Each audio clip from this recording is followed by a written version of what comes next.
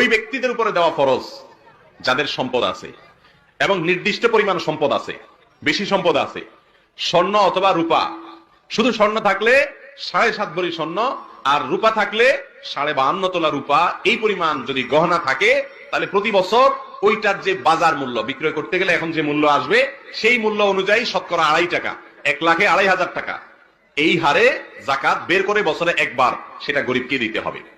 কথা কি বুঝাতে পারছি? আর যদি নগদ টাকা থাকে তাহলে ওই যে রূপা 52.5 তোলা রূপা কেনার জন্য যে টাকা দরকার হয়, সামান্য কিছু টাকা হলেই আজকাল হয়ে যায়, 50,000ও কম সম্ভবত, এই টাকা হলেই 52.5 তোলা রূপা কেনা যায়। 52.5 তোলা রূপা কিনতে যে পরিমাণ টাকা লাগে, যখন যে বছর আপনার কাছে টাকা আছে, বাজারে কি দাম আছে সেটা দেখে ওই পরিমাণ টাকা যদি আপনার ব্যাংকে থাকে অথবা কাউকে হাওলাত দিয়ে রাখছেন অথবা ক্যাশ আছে অথবা দোকানে মালের আকারে আছে, যেভাবেই হোক ওইটা সম্পদটা যদি আপনার কাছে থাকে, জাকাত দেওয়ার মতো সম্পদ, 1 বছরে একবার জাকাত দিতে হবে। বছরে কয়বার জাকাত দিতে হবে? অনেক মানুষ আছেন যে আমরা মনে করি গরিব, অথচ তার উপরে জাকাত ফরজ, কারণ 52 তোলা রূপার দাম সামান্য, এই টাকা আজকাল অনেকের কাছেই আছে। এই টাকা যদি 1 বছর থাকে তাহলে একবার জাকাত দিতে হয়। জাকাতটা আমাদের সমাজে খুব কম মানুষ আদায় করে, দিতে চায় না, মনে করে সম্পদ সব আমার।